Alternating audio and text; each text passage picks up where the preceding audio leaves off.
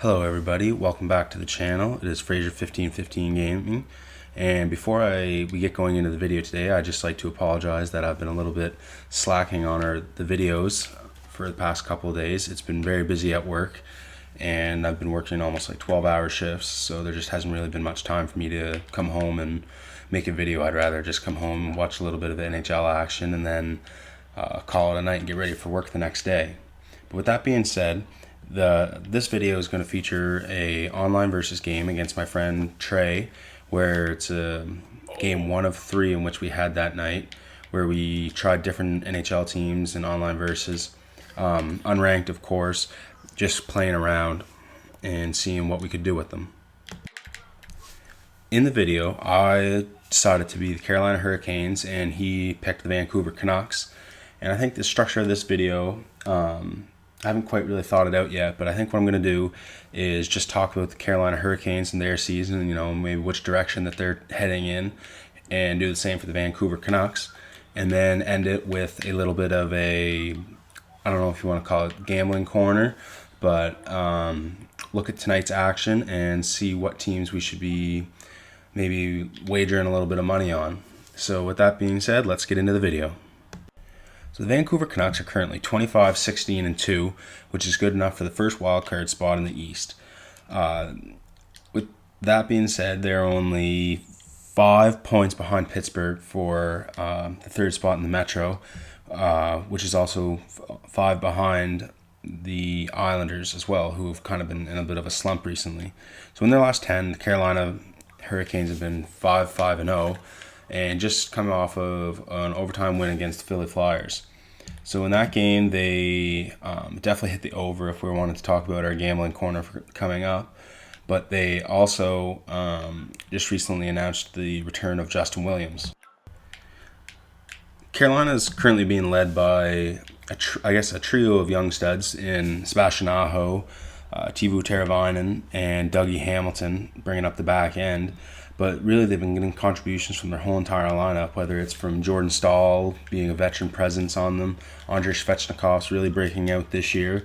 They're also getting timely contributions from Eric Haula, Lucas Wallmark, Ryan Dzingel, just to name a few, which has really, pushed them forward in the NHL standings, as well as the addition of Jake Gardiner and Joel Edmondson on the back end.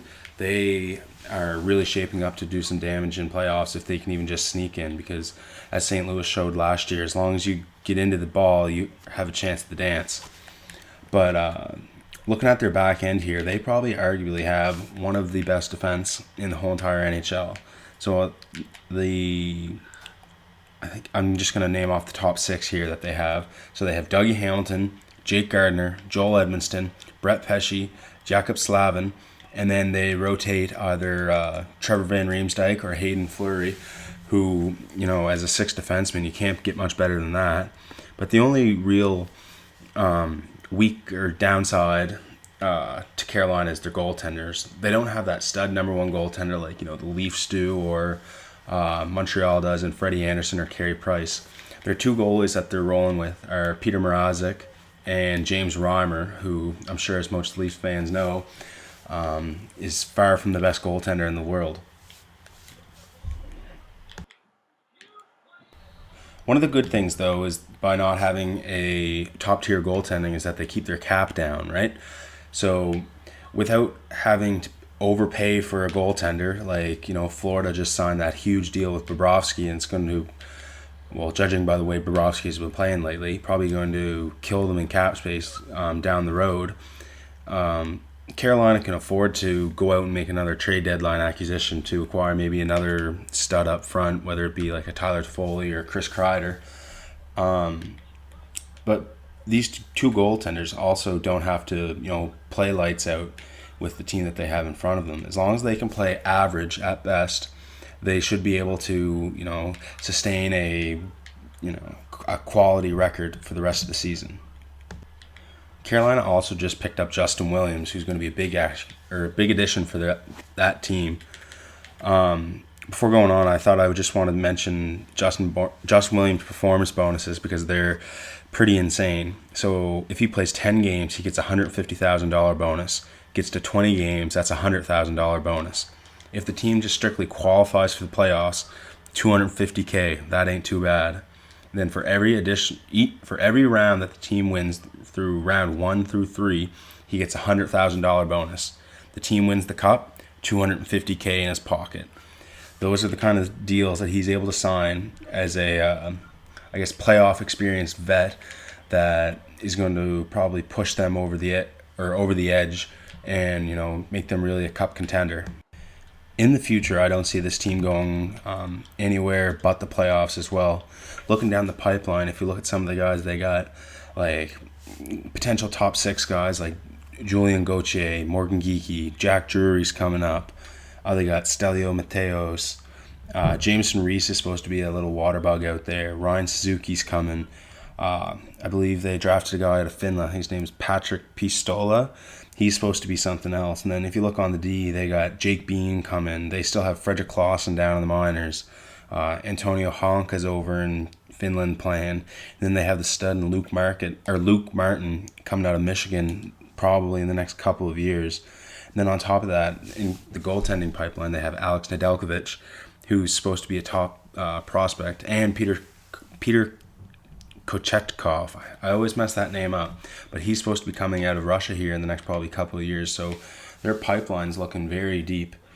To match that with the fact that they have 2 first-round draft picks this year, they are definitely poised to do some damage in the near future. When we look at Vancouver, on the other hand, I don't even really know where to begin with them. I guess they're 23, 16, and 4, which is good for 50 points, and they are currently tied for the last spot in the Western Conference wild card. In their last little bit, they've recently been on quite the heater. They are 7-3, but just got smoked last night by Tampa Bay. I think it was 9-2 or something like that.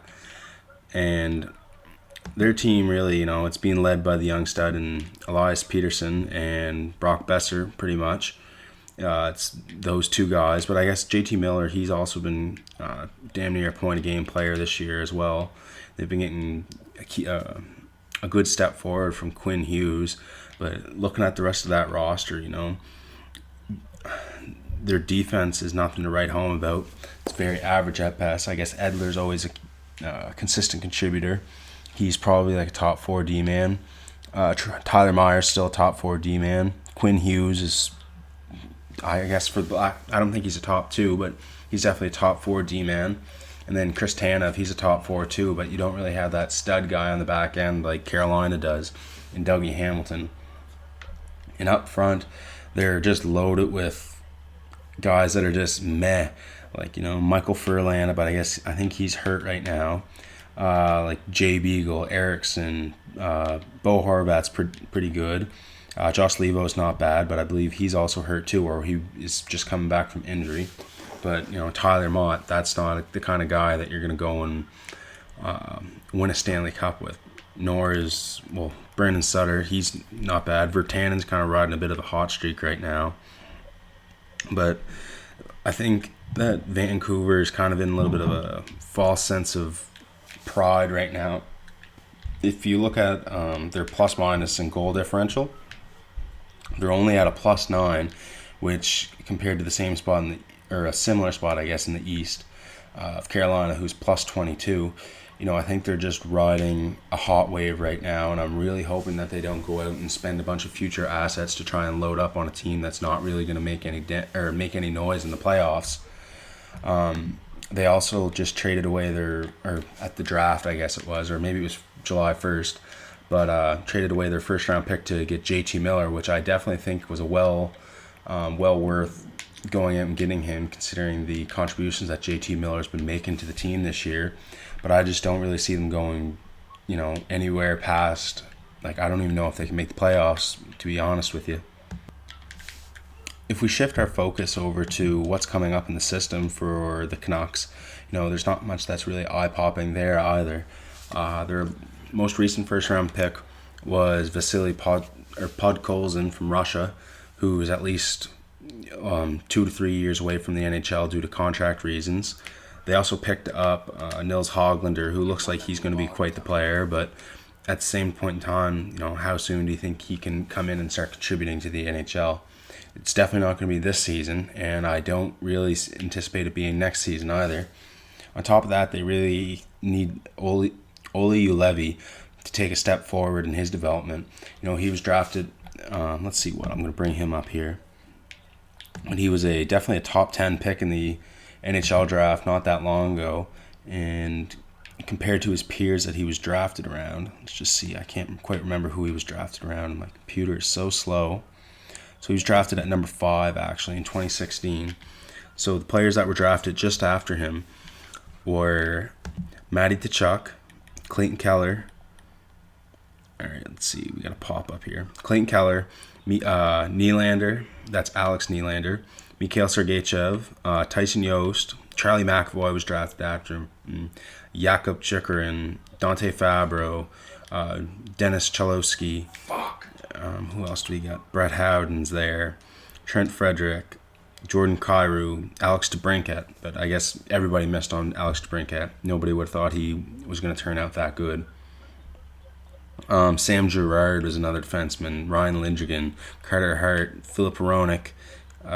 So the list goes on and on about how many players have actually, been key contributors to their NHL farm or NHL team in the same amount of time that he's just been kind of busting around in the minors. Other notable names that they have in the system are Jonah Gadjevich, Zach McEwen, who I definitely can see being a bottom 6, maybe 4th line grind kind of guy. Will Lockwood's in the farm. They got Jack Rothbone, who's a potential, they might have something there, the Harvard defenseman. And another guy that they have that I don't see on this list is Tyler Madden, who's John Madden's son. So I think they definitely have something there. Coming up in the goaltending ranks, they have Mikey DiPietro, who's currently playing for Utica right now. So they look like they might have something there, but it's really going to be a fight for the net. And I see one of them being trade bait, but it's between him and Thatcher Demko. So you can only play one goaltender, and I don't think there's going to be room for both of them to coexist in the Vancouver net scene. So with all that being said, I just want to reiterate the fact that I don't think Vancouver is going to be a playoff team this year, and I really hope that they don't go trading away, any of these young guys. I don't anticipate them trading Podkolzin or Hoglander, but I could see them maybe dealing with a guy like John Madden for a temporary solution for a hopeless dream of the playoffs, because I don't see that happening. But so I guess now we'll move on to the gambling side of things. So in tonight's matchups, there are 3 games on the docket in the NHL. So the first game that we have, which will be starting in about an hour's time, is Winnipeg versus Toronto at Toronto. The second game is Washington and Philly in Philly, with both teams coming off a game last night where Philly actually went into overtime and Washington beat Ottawa, which is not a shocker. I think it was like 6-1 or something. And the last game of the night is Dallas at Los Angeles. So getting into the first game with Toronto versus Winnipeg, I think that my initial thoughts are that Toronto is going to win the game, and I could possibly see it being going on the puck line, which is the spread, so winning by at least 2 goals. I'm a big believer in the win or die by the puck line, so puck line Jesus. My reason behind picking Toronto is that Freddie Anderson played downright awful on Monday night against Edmonton, where he let in 3 goals on 19 shots. And I think he's really going to come back with a stellar performance against the Jets. So one of the Jets games that he played, he stopped 48 shots in a 6-3 win, and I just don't see them losing 2 games in a row, especially after that 8-1-1 stretch in their last 10 that they've had. Winnipeg, though, is no slouch either, and they're right in the thick of things in that West wildcard playoff race, with Calgary being 1 point ahead of them, as well as Edmonton, and Vancouver being just a point behind them. So, every point really matters for them, but I don't quite see them being able to pull out, any kind of a miracle game or anything like that. So I think we're going to bet Toronto for the night, and I guess we'll reevaluate next video as to how that went. The second game of the night is Washington versus Philly. In nets, we have Braden Holtby versus Carter Hart, and I believe that Washington's going to come out with another victory here again tonight. So my reason for thinking this is, for starters, Philly played an overtime game last night, so they would have had a little bit of extra miles on their skates, as opposed to Washington, who, I don't know if you want to call it a blowout, but definitely won convincingly against Ottawa, so where they would have been able to rest some of their top players. So, the Ovies, the Oshis, Backstrom, Kuznetsov, they all would have been able to somewhat rest, as well as, let's see what else the research is saying here.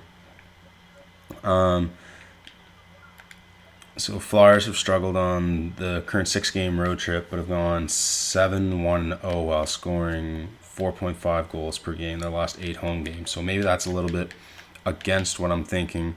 But Carter Hart's been also shaky as well. He has a .830 save percentage on this road trip, or the road trip that they were just on. But I think that the offensive powers of Washington are going to prevail, so I'm going to bet that one hard. The third and final game of the night is Los Angeles versus Dallas, with Los Angeles being at home. So the goaltending matchup for this game, when I'm recording this at 7:30 Atlantic, is going to be Anton Khudobin against Jonathan Quick. And Jonathan Quick is unconfirmed at this point in time. But so Khudobin is turning into one of the best backups in the entire league. I actually just picked him up in my fantasy league for this start because I figured I can't see a way that Dallas is going to end up losing this game. So in his last outing, Anton Khudobin had 1 goal on 23 shots in a win over the Red Wings on Friday. In his last 5 outings, so he replaced Ben Bishop, one of them. So in his last 4 starts, Khudobin has gone 4-0 with a 1.75 goals against average and 9.49 save percentage, which is very stellar. The Kings are a team that have lost 3 of their last 4 home games, with only averaging 2.25 goals per game, which is really on the low end of things. And if you just look at how they're doing in the standings, in their last 10 games, they're 4-5-1, which is good for, points-wise on the season, is good for last in the West. And let's see, is that also last? No, not last in the East, because there's Detroit, who is an absolute dumpster fire over there. So with that being said, I'm going to recommend the Dallas Stars for tonight on the puck line, which is going to be my lock of the night. So just to recap that, I am picking Toronto over Winnipeg, Washington over Philly, and Dallas over LA tonight. And if we want to parlay that, let's see what it's going to be. I'll bring up my the site that I use to bet on. I just use ProLine because where I live, I guess betting with the Lotto Commission is legal as long as you're, I think it's 19 plus. Let's see, if I was going to parlay all 3 of those together on the spreads, it would be on a $5 ticket, it would yield you $76. So those aren't like too bad odds. So I guess we'll check in next video with how I did. So with that being said, I'm probably about ready to wrap this video up. I'm not really sure how long this audio clip has been going, but I know the video was about 18 minutes long, so hopefully I'm not over that. But until next time, definitely hit the like button if you enjoyed this and want more content where I just do these kind of discussional videos over top of gameplay.